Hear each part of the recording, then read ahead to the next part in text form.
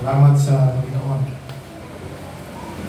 So, ngayon po ay nandito tayo sa Lucas. Ang ating pong pag-usapan ay tungkol sa paglilingkod. Tungkol po ito sa calling. Kapag ikaw'y tinawag ng Panginoon sa pamamagitan ng mga salita niyang narinig natin, kailangan natin ito pong pag-isipan. Noong mga nakaraan, nag-share ko sa inyo na sinabi ng Panginoon na sino pong gustong sumunod sa Kanya, kailangan itong pag-isipan.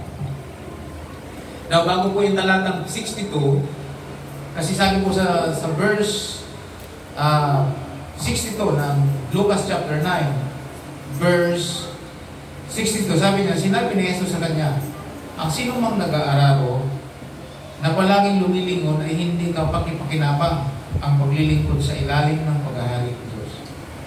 Sa verse, meron pong bagay na hindi ng Panginoon doon sa mga taong lumapit sa Kanya.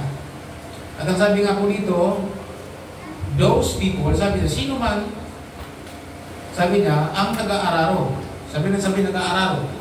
Ang ginamit po rito ay flow. Ibig sabihin po yung kultura ng magsasaka na nagtatanim. At meron po yung trabaho. Sa Israel po kasi ang pag-aararo ay dalawa po ang ginagamit. Magkaantapay. Dalawang baka, nasa gitna po ang araro, at meron pong taong nakaalalay sa araro. Ang sabi po dito, kapag nag-aararo, kailangan doon po ay, ako po kasi lumaki po ako na marunong mag-araro. Hindi sa palayan, tinataniman po ng mais. Nung ako po ay kasalukuyan na panahon na hindi na maganda ang buhay, na babarkada na, dalawa kami magpinsan ay itinapon po kami ng aming mga magulang doon sa pinakamalupit namin tsuhin, kapatid ni tatay. Yung pong pinakamatapang na higpit na kinakatakutan ng lahat ng mga pamangkin. Ako talaga takot doon, wala pang kabata. Doon kami tinapon para kami maswito. At doon, sa edad kong 16 po ako, 15 po yung pinsang ko. Tinuruan po kami ng, minansyo po kami ng joy namin na mag-araro. So yung araro, medyo kapantay lang halos namin eh. Kita yung araro dapat pag ma-edad na ganyan. Kaya nagaganyan, hawak yung lubid, tapos ay nag-araro. At sinasabi sabihin mo, kaya tuloy-tuloy yun. So ganun po, ako medyo malit pa, dahil malit naman talaga ako, nakaganyan medyo yung araro ko. Nakaganyan ako, naka-araro, habang kong lubid, medyo hanggang liig ko po yung timon, yung araro. Nakaganyan. Habang nagtatakbo yan, sunod-sunod po ako sa araro.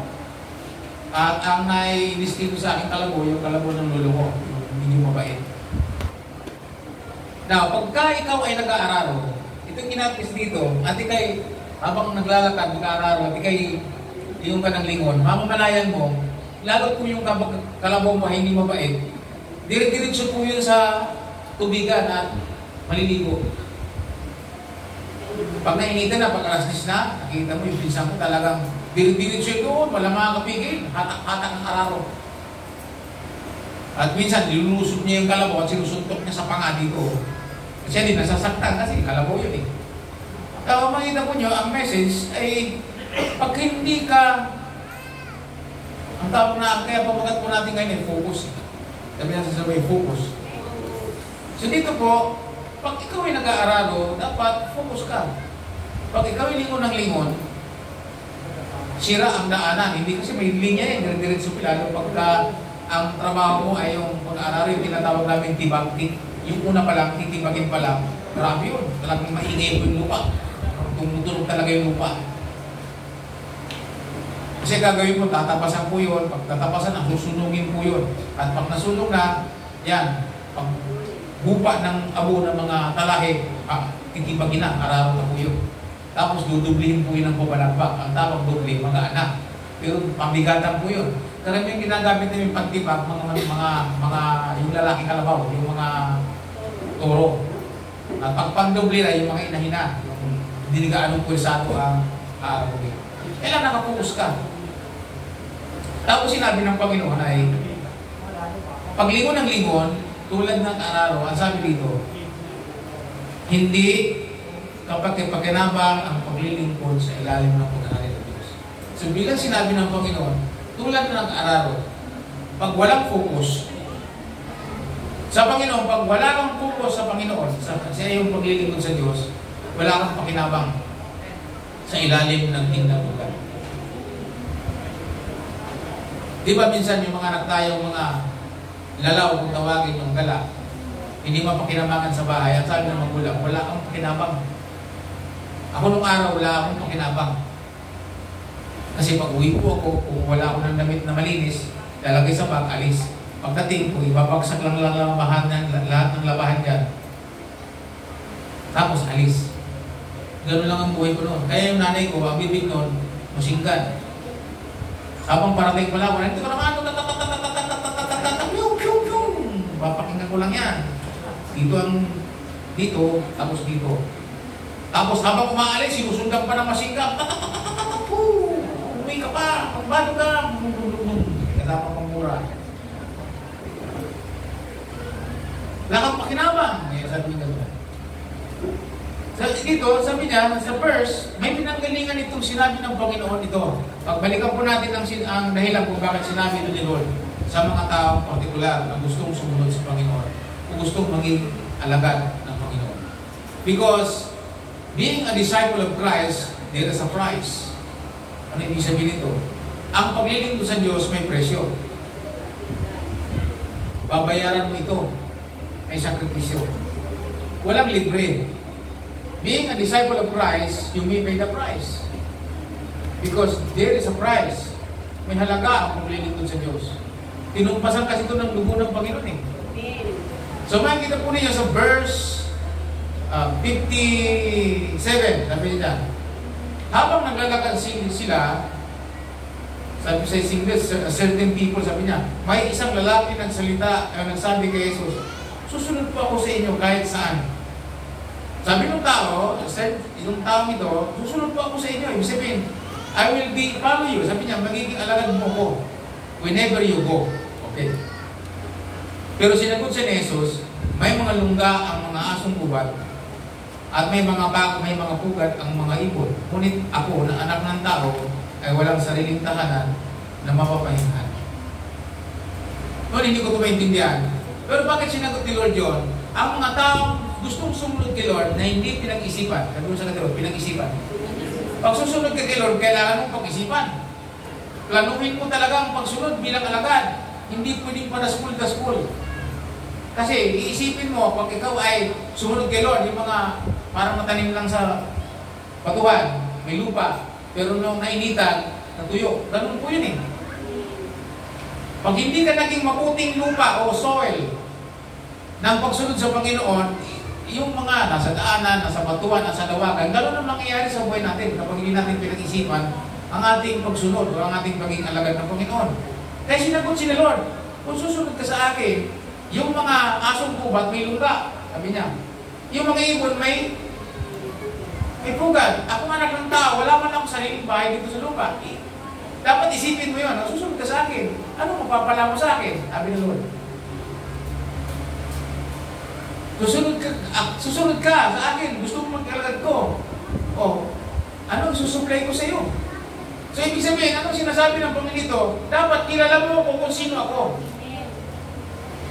Yan sinasabi ng Panginoon. Kasi sinabi niya, susunod ka sa akin, wala na akong bahay, wala na akong sariling tahanan dito sa lupa. Susunod ka sa akin? Baliw ka ba? Anong iniisip mo? So, ang sinasabi ng Panginoon sa tao, isipin mo muna ang pagsunod sa Panginoon, planuhin mo. Kasi hindi pwedeng ningas kubon, bukas, ala ka na. Sayang. So, kailangan pagsusunod tayo sa Panginoon, kailangan planuhin natin, isipin natin ang pagiging buhay alagad. Hindi lang ito buhay, hallelujah, praise the Lord. Na ang sabi sa kanta, sa lumang kanta, sabi niya, ang buhay ng Kristiyano ay masayang tunay. Meron pa, masayang tunay, masayang tunay. Pero pag lumating na yung sinasabi niyong bagyo, masayang, hindi na masayang tunay. Dumadaan ka na ngayon sa bagyo eh. Masasabi mo bang masayang tunay? Pero yung tunay na pinag-isipan ng pagsunod sa Lord, ang sabihin mo, kasabahagi na ito. Ano sabi ni Pedro? Ang pagtitiis ay bahagi ng pagkatawag sa inyo. Ang pagpasok sa mga daan ng mga testing o ng mga tukso, sabi niya, ay bahagi ng pagkatawag sa inyo, sabi po ni Pedro. Kumbaga, kabalikan ka sa pagiging alagad. Kaya sabi ni Lord, susunod ka sa akin, lang akong bahay. O, ano isusuggay ko sa iyo? Ibig sabihin, tinitest ni Lord, inaalam ni Lord, na kung susunod ka sa akin, dapat alamin mo muna ako bago kita maging alagad. You must know me, and then makikilala mo kung sino ito ako at magiging alagad kita. Yun ang ibig sabihin ng Panginoon.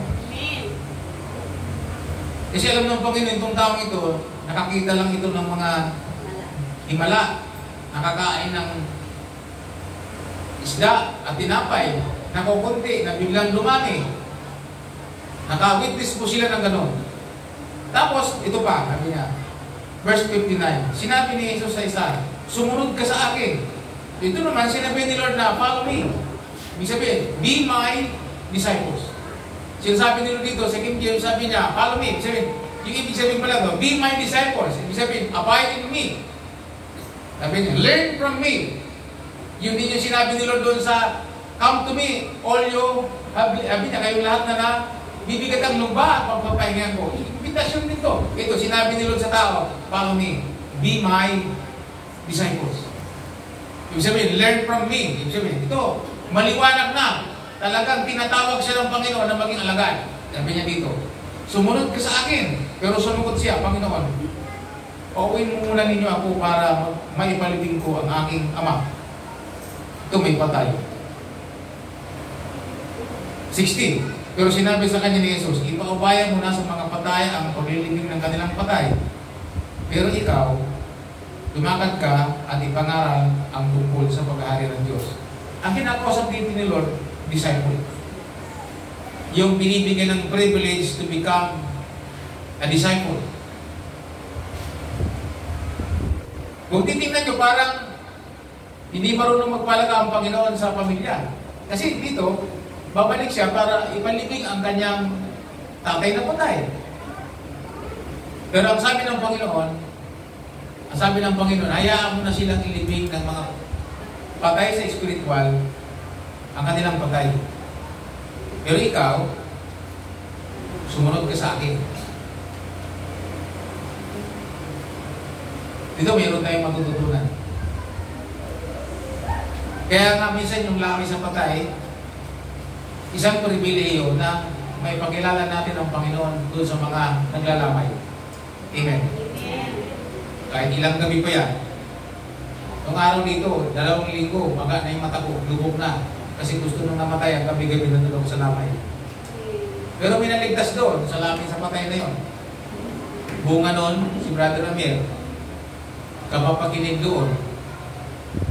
Kaya nang pagdating ng linggo, sabi ni Ninang Mila, naisisin ba kayo?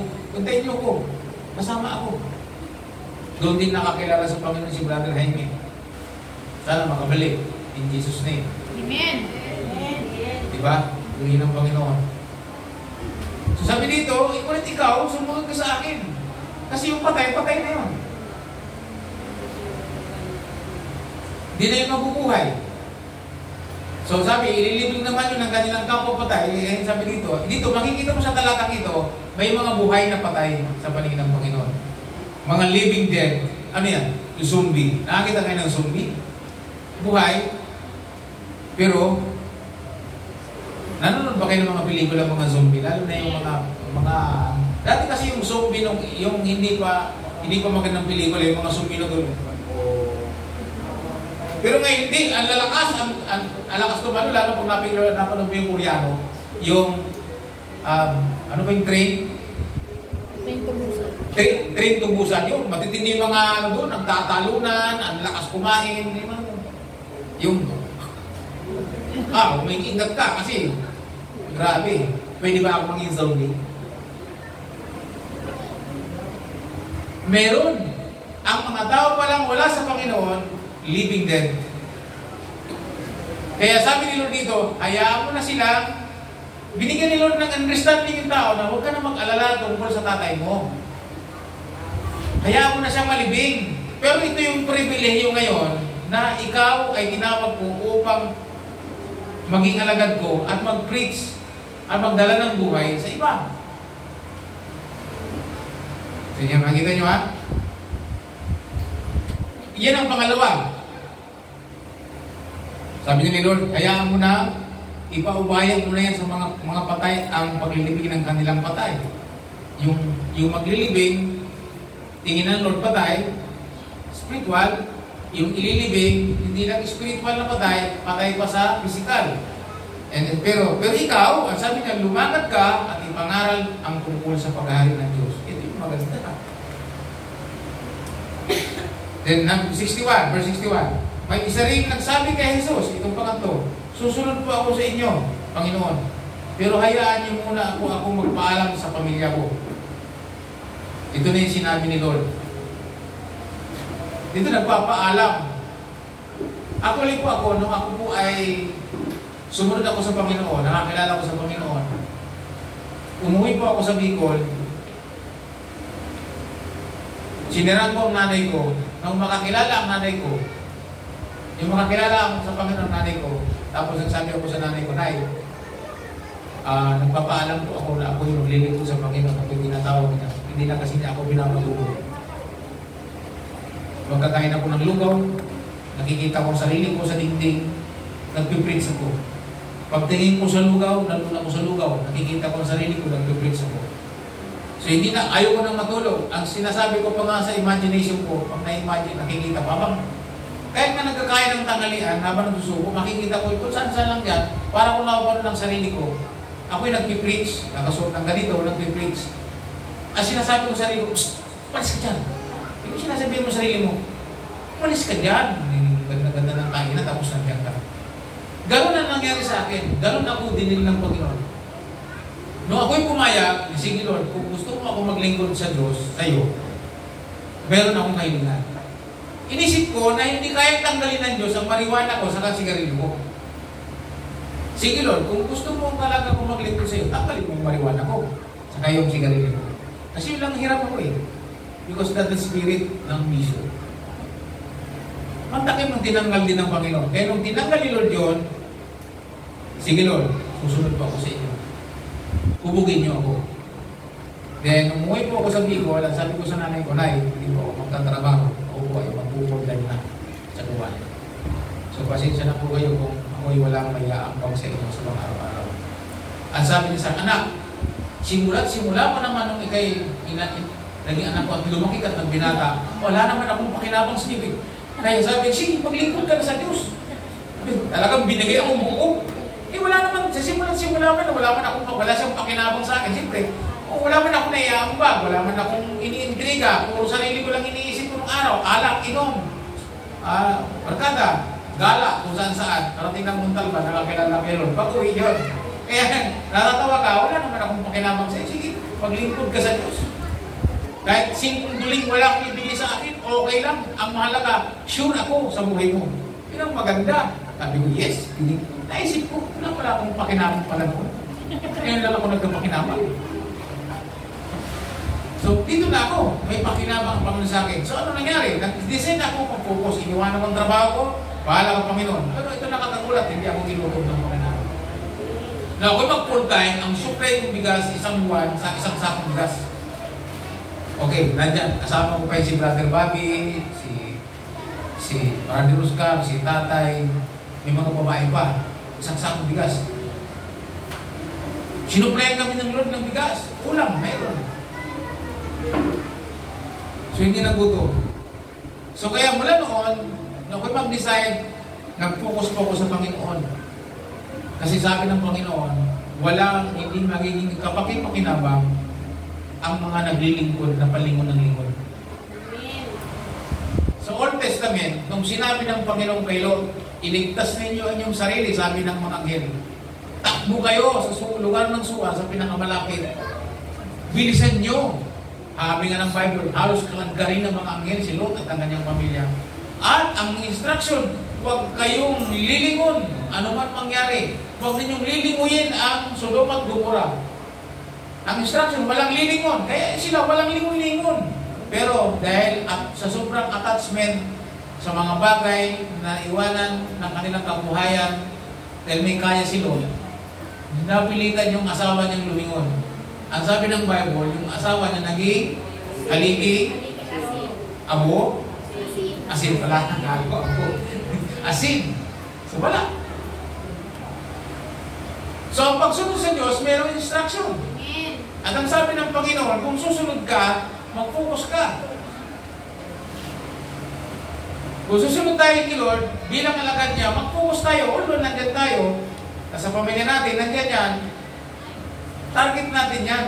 Pero tayo, bilang alagad, hindi tayo affected ng mga bagay-bagay na sinasabi doon. Mabigat ang mga mabasa natin ngayon. Di ba? Mabigat. Walang makakahadlang na kaya nga doon sa mga ina-ID, doon tinuturuan ko sila na ang pagsunod natin sa Panginoon bilang alagad ay hindi lead ng ating emosyon. Tayo ay lead ng ating commitment sa Diyos. Kaya palapang naman natin yung Panginoon, yung mga na-ID, lalo nag-aalap ang paglilingkod sa Panginoon. So sabi ng Panginoon, kaya kung gusto mong maging pakinabang ka sa paglilingkod, sa ilalim ng paghahari ng Diyos, sabi po doon, huwag na nating balikan yung mga bagay na hindi na dapat binabalikan. Amen po ba? Ito yung katunayan na mahirap balikan-balikan ang mga bagay na hindi pwedeng balikan. Halimbawa po, ang 2024, mababalikan mo pa, hindi na? Hindi na. Ibig sabihin, lumipas na. Kaya yung ating edad, habang tumatanda tayo, ayun Sister May, birthday, happy birthday pala, Sister May. Nagdagdag ang edad niya. Hindi niya na mababalikan yung kanyang edad na 66. 66 na ba siya? Yung 54. Oh. Pag nag-55 na siya, hindi ka na mababalikan ng 54. Alaala na lang.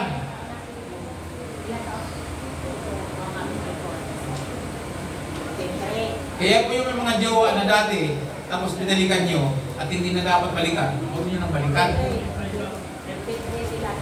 Baka abutin kayo ng dilubyo. Ay, ibig ko sabihin po, yung lumang buhay, hindi na dapat binabalikan.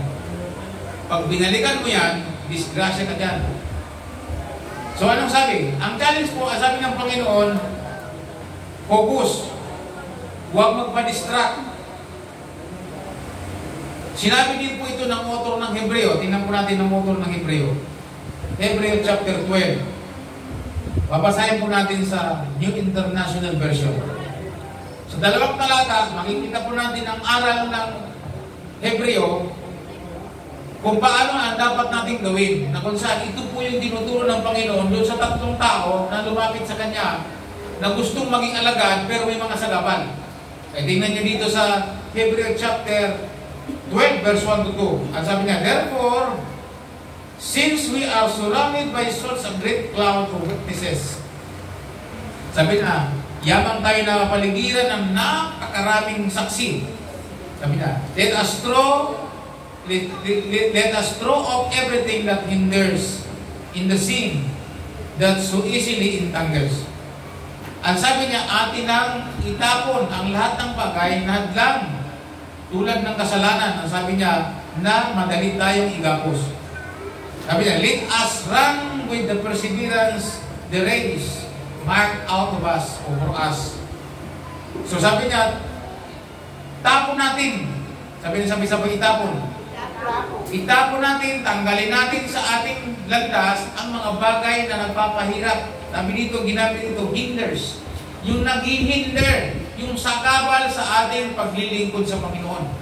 Makinig kayo mabuti. Kung gusto nyo kayo magamit ni Lord ng kapakipakinabang sa kanyang kaharian bilang alagad niya, ang dapat natin gawin, mag-decide tayong tanggalin ang mga sagabal na umahadlang sa ating paglilingkod.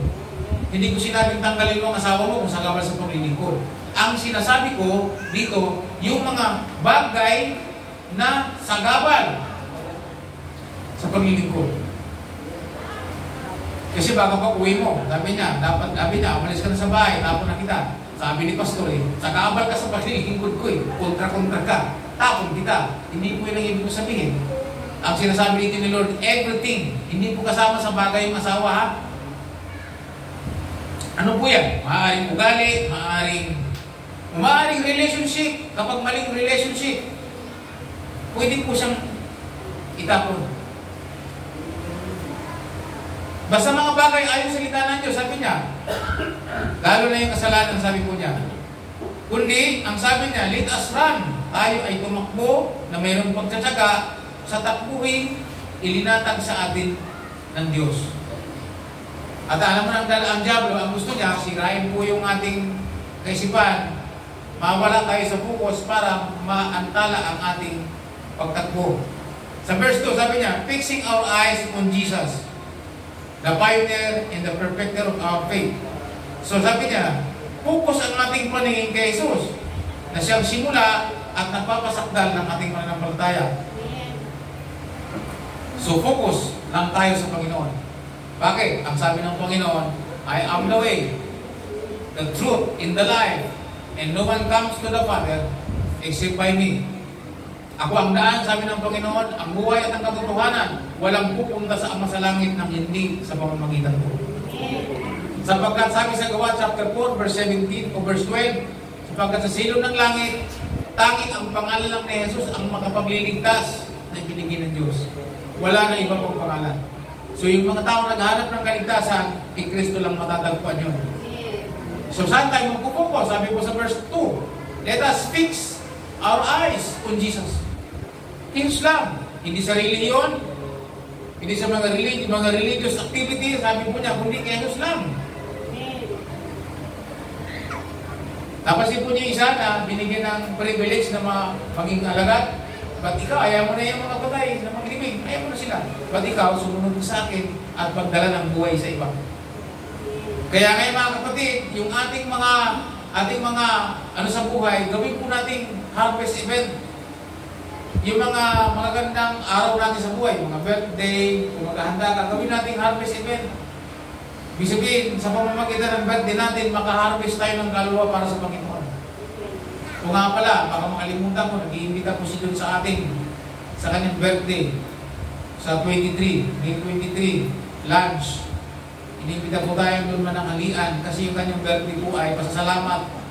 At doble na po yun, pasasalamat na rin po ng pagkapasa ni Erwin sa pagpupulis. So, magpapasalamat po nila mag-ama yun. Kaya iniimbita po tayo doon. Magtutumba po siya ng baboy. Yung itatayo niya rin. Hindi, kakatay po siya. So, iniimbita po tayo at meron po siya mga special na friend na imbitahin. At siyempre, kaya kayo iniimbita, at mga kapatid kayo, may makakatulong po tayo doon na panalangin. So, may programa, may kunting programa, pagkatapos may kunting exhortation, magpapasalamat po sila. Pagkatapos po yun gagawin din po niyang harvest event na sa pamamagitan ng birthday, makikita nila kung paano magpasalamat sa Diyos. At paano maiba ang birthday ng mga alagad ng Diyos. Kasi may mga so-called Christian nag-birthday, pero ibang celebration, parang hindi mga naglilingkod sa Diyos. Di po ba? Kaya maiba natin, lalo po yung nagpaplanong mag-dibo. Hindi dibo ka, Jaira? So, dapat maiba ang iyong dibo.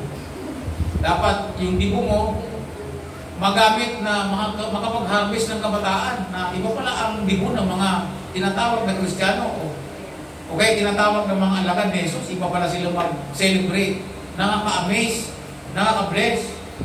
Iba sila. So pag uwi nila, meron silang matututunan, meron silang mabibitbit, na-harvest po sila sa Panginoon. So focus po tayo sa ating buhay pagiging alagad. Pagka hindi po tayo nag-focus po diyan, mapanganib yan. Kaya kung meron tayong dapat pagpupusan, ay walang iba kundi ang Panginoon. Si Jesus lang po ito eh. Kaya mahalaga nagbabasa ng Biblia araw at gabi para masunod po ninyo ang salita ng ating Panginoon. So sabi ko dito sa talata, kailangan nakapokus po tayo sa ating Panginoong Jesus na siyang pioneer. Sabi lang sabay-sabay, pioneer. Siya po yung pundasyon, siya po yung nagpasimula ng ating pananampalataya sa Kanya. At siya din po yung nagpapasakdal. Siya po nagpe-perfect nito. So doon tayo makapokus. Yamang maraming saksi. Ngayon, ang saksi na sinatakay dito dito. Basahin po ninyo ang Biblia sa chapter 11. Nandiyan po yung mga saksi na nakapaligid at nakatanaw sa atin. So makita natin sila yung mga witnesses, mga saksi na nakatingin sa atin. At sila po yung mga nag-cheer up sa atin para tayo magpatuloy. Ngayon kung pinanghihinaan ka sa iyong pananampalataya para mag-focus sa Panginoon, basahin po yung chapter 11 ng Hebreo. Makikita po ninyo kung anong pinagdaanan ng mga unang mananampalataya. Buwis buhay. Ito po, magiging assignment po ninyo. Mamayang gabi, pwera sa devotion po ninyo, puntahan po ninyo ang Hebreo chapter 11. Buong chapter. Basahin po ninyo. At makikita po ninyo ang mga unang alagad kung anong kanilang dinanas.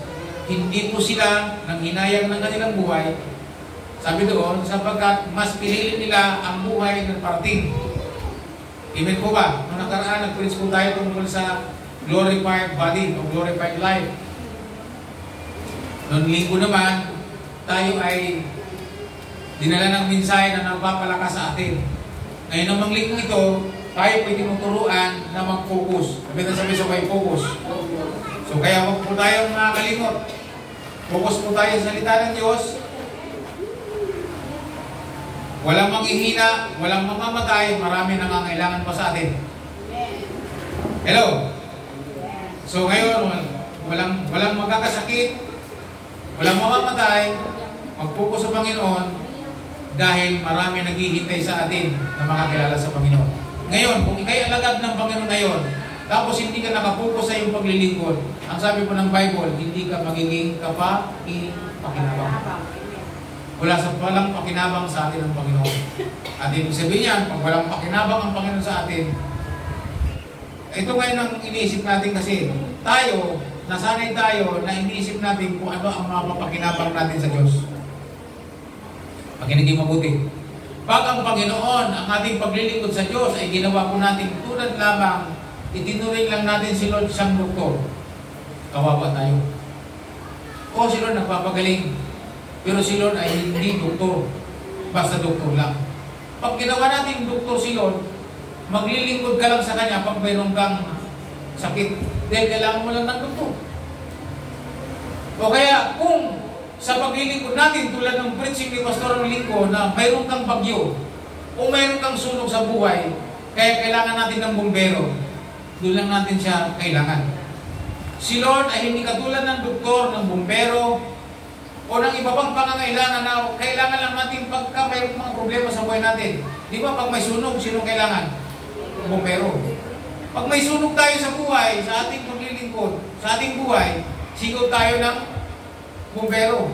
Kailangan natin ng taga-apula. At pag naapula na, wala na. Maraming ganyan ang buhay paglilingkod sa Diyos. Pag nakaramdam ng sakit, balik kay Lord. Ha? Babalik kay Lord. Sabi ng isang pastor, ay kung ako ang Diyos, kawawa sa akin ang mga yan. Ginagawa lang kaming pag may sakit, babalik. Tapos lalo, yung buong bupa, tinatawag na maglingkod ka sa akin, mag-preach ka. Pagkatapos nung ayaw pa, ay nabundol, naputulan ng paa. Tapos ngayon nandun na sa church, wala ng paa. Tapos sumisigaw, Lord, paglilingkod ako sa inyo. Ang sabi po ng pastor, kung ako Diyos, kawawa ka sa akin. Batukan pa kita. Sabi niya, noong kumpleto ka, ayaw mo ngayong wala ka ng pakinabang sa akin. Buti na lang ang Diyos ay hindi tao. Amen?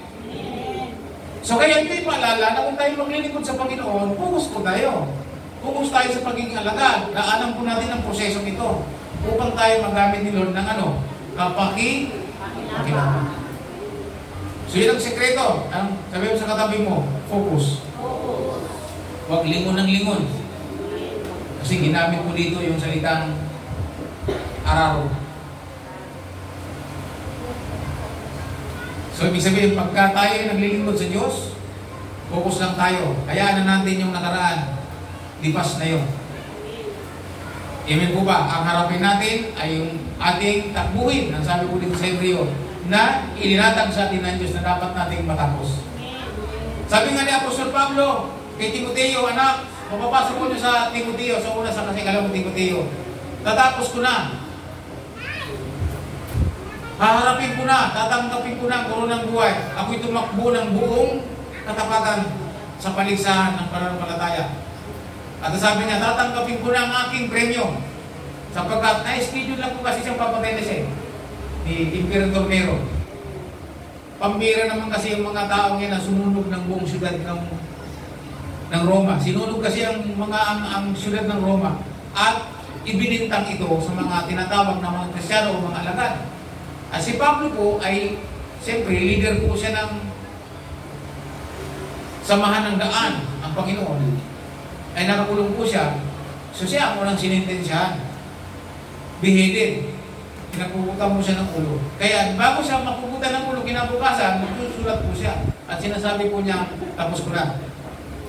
I have a good fight and I finished the race. Ngayon, ikaw bilang alagad ng Panginoon, isipin mo kung paano mo tatapusin ang takbuhin bigay sa ng Panginoon. Makinig kayo mabuti. Ang sinabi po ng isang fundador ng PMC, buhay pa siya ngayon. Siguro magna 90 years na siguro si Pastor Santerio, ang aking mentor, ang aking teacher. Ang sabi niya, gaya ko yung pananalita niya, hindi mahalaga kung paano ka nagsimula sa iyong takbuhin. Ang mahalaga sa Diyos, paano mo tinapos. Kaya ba? Yung ganun si Pastor Santero salita eh. Hindi lang mahalaga kung paano mo sinimulan ang iyong pagtakbo sa iyong pananampalataya. Ang importante sa Diyos, sabi niya, paano mo tinapos. Huwag tayong tumingin sa ating simula. Magandang simulan na natin, nasa Panginoon tayo.